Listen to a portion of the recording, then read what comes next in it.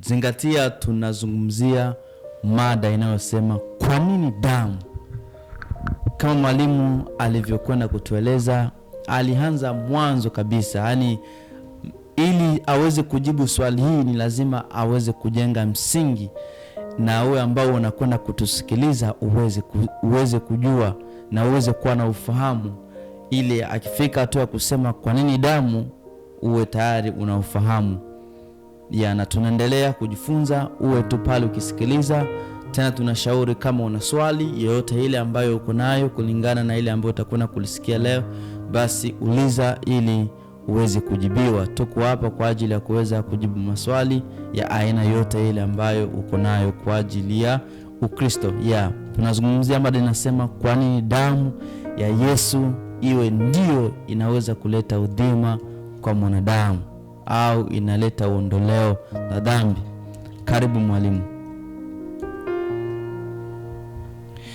Yes, sasa ndio hapo tumefika hatua sasa, tumeona mtu amekufa katika roho na katika mwili.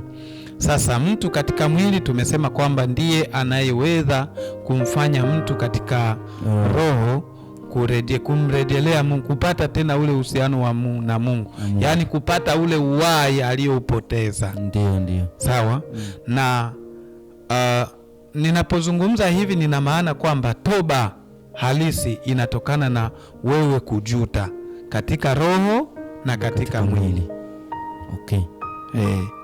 Yaani toba halisi ya kusema kwamba nimekosea inatokana na wewe kujuta katika roho na katika mwili. Okay. Tuko sawa? Ndiyo. Kwa hiyo sasa damu ya Yesu inahitajika sasa hapa, kwa sababu damu ni uhai. Ndiyo. Sawa? Na mwanadamu katika mwili amekufa. Sawa? Ndiyo. Ni lazima sasa apate nini? Uhai. Ni lazima apate uhai. Sasa aliyekufa hawezi kusema.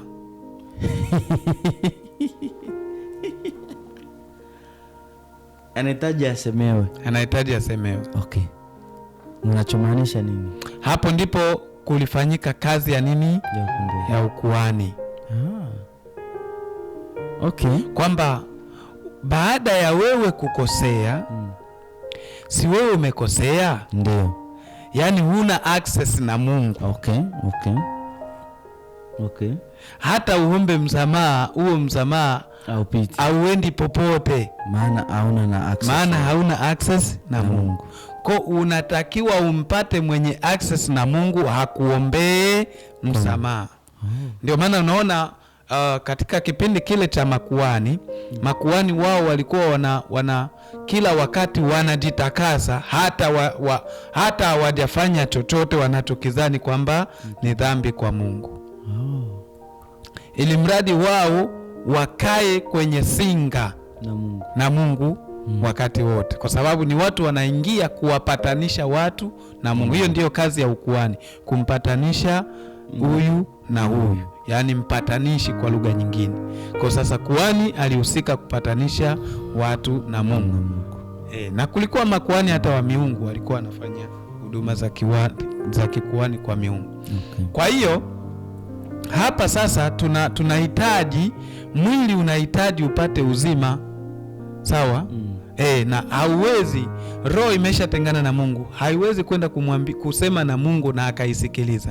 Mwili umetengana na Mungu, hauwezi kuambia Mungu chochote na Mungu akasikiliza. Kwa hapo kunahitajika ambaye Mungu anamsikiliza, ambaye ana access kwa Mungu moja kwa moja. Okay. Unaona? Hapo ndipo kulitokea nini?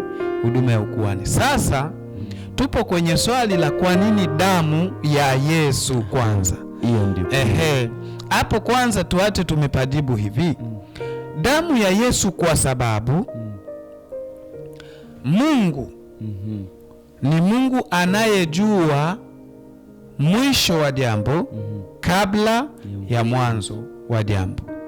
Na kwa sababu anajua mwisho wa jambo kabla ya mwanzo wake anajua kuna wakati mwanadamu atafanyeje?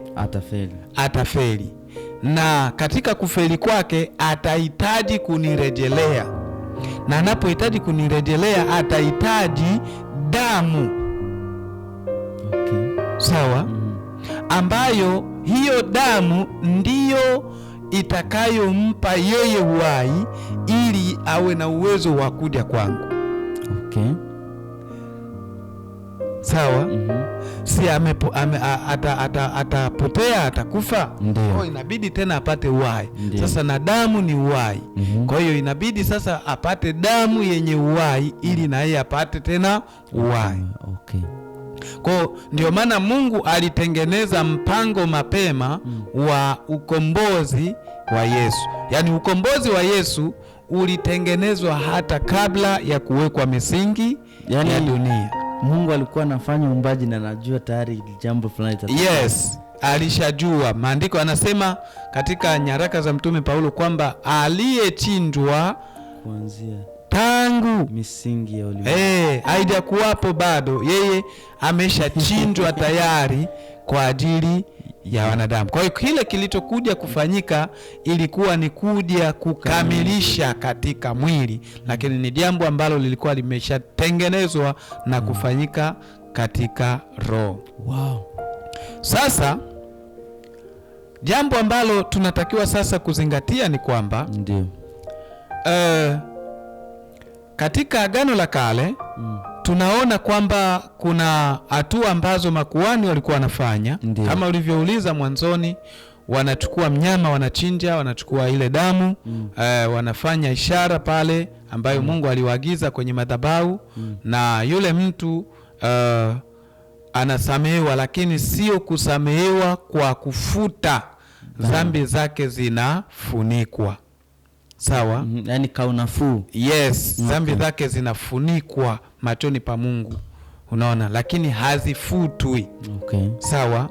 Na Biblia inasema kwamba yaliyokuwa yanatendeka pale katika Agano la Kale kilikuwa ni kimvuli cha mema yajayo. Tunaenda sasa kwenye Waebrania 12.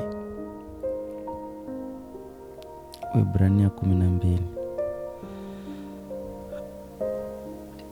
Tusome mstari kuanzia 23. Inasema hivi: mkutano mkuu na kanisa la wazaliwa wa kwanza walioandikwa mbinguni na Mungu mwamuzi wa watu wote, na roho za wenye haki waliokamilika, na Yesu mjumbe wa agano jipya, na damu ya kunyunyizwa inenayo mema kuliko ile ya Abili.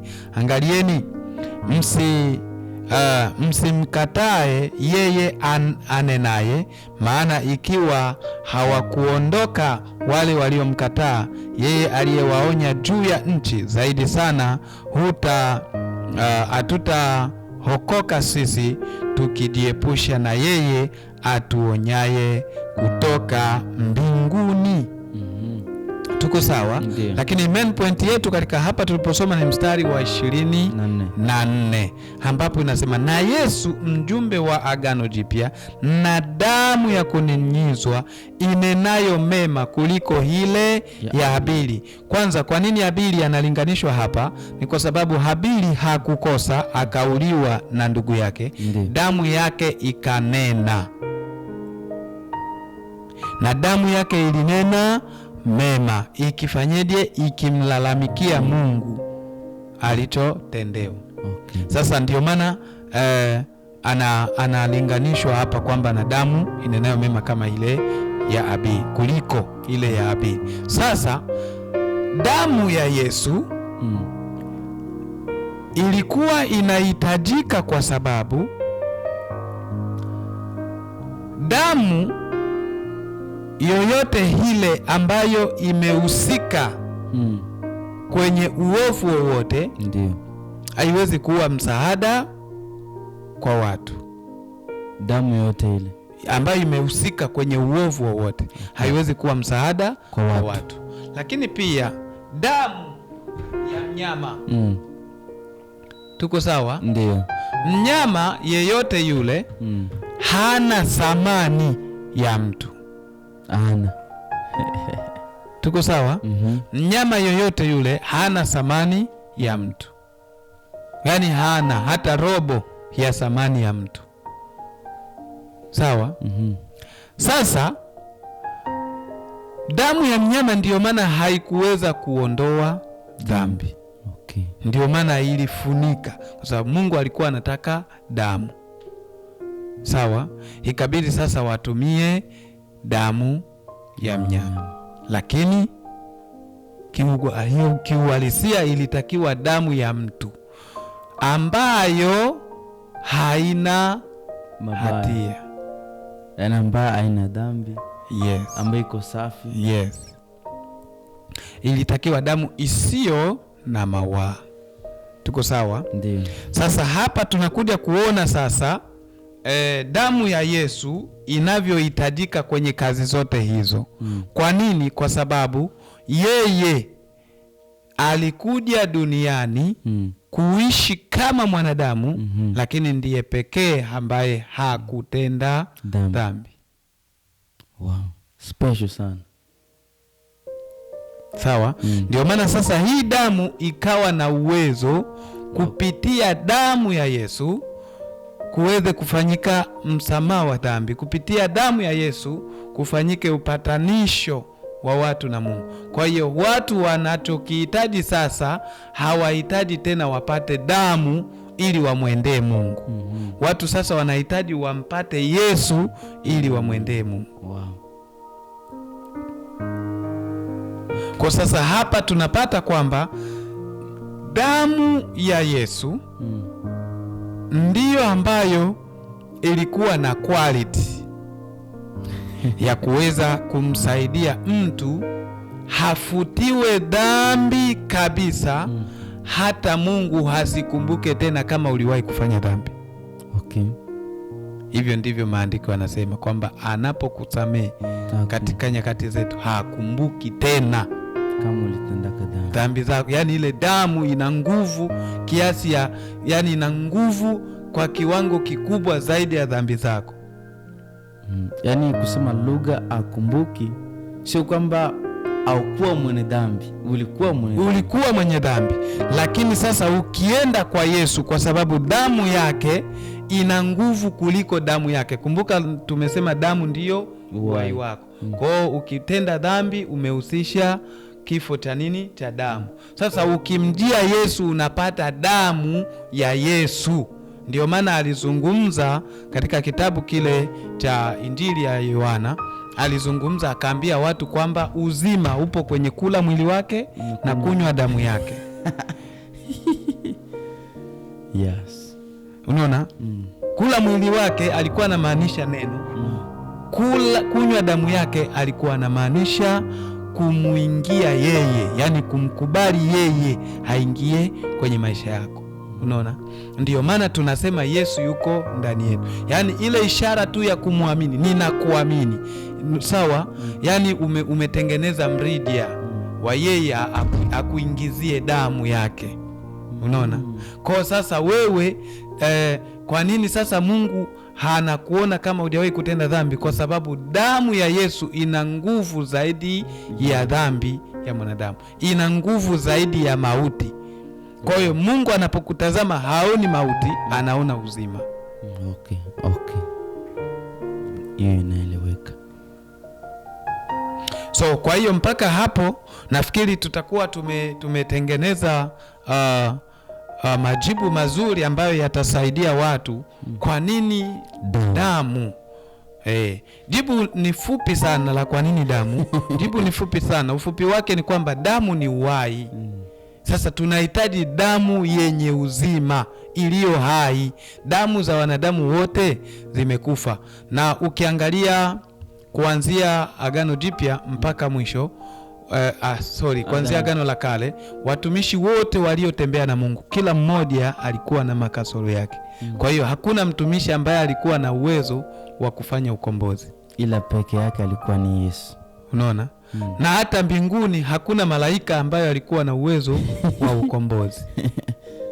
Wow. Ndio sasa tunapata zile nyimbo ambazo mnatuimbia mtaani kwamba kulifanyika kikao. Hakukufanyika kikao. Ni Mungu mwenyewe aliamua kwamba ukombozi lazima uwepo na lazima aweze kuja yeye havae mwili, kwa sababu hakuna ambaye alikuwa na hadhi ya kufanya kazi hile isipokuwa Mungu mwenyewe. Okay. Unaona? Kwa hiyo ndio maana damu ya Yesu hapo inatenda kazi. Damu ya Yesu ni kama ishara ya kiunganisho cha kutuletea sisi uzima, na tukishapata uzima katika mwili na katika roho, tumepata patanisho tena na Mungu. Kwa hiyo tumepata upatano na Mungu, tumerejelea uzima. Ndio maana kuna ahadi ya uzima. Unaona? Ahadi yetu sisi ni uzima. Sawa? Tutatawala pamoja naye kwa muda ambao umepangwa, lakini baada ya huo muda itakuwa ni uzima Forever. Tunarudia katika asili yetu. Kwa hiyo sijui kama kuna swali hapo. Hakuna swali. Hakika kweli majibu haya yametosha. Nafikiri ndugu mtazamaji, umekwenda kujifunza kwa yale ambao mwalimu amekwenda kutuelezea kulingana na jinsi Mungu alikwenda kumuongoza. Basi ambacho tu nitakusii zaidi sana ni wewe uweze kuwa unasikiliza na kufuatilia na uliza, maana ni darasa. Mtandao wetu ni wa darasa, na kama kuna darasa maana kwamba kuna ruhusiwa kuweza kuuliziwa maswali. Kama una swali yoyote ile, wewe basi comment hapo chini, utakuwa na kujibiwa kwa muda ule ambao umepatikana. Na tumekawia muda kitambo, tulikuwa bado hatujatoa video, lakini tunazidi kuendelea.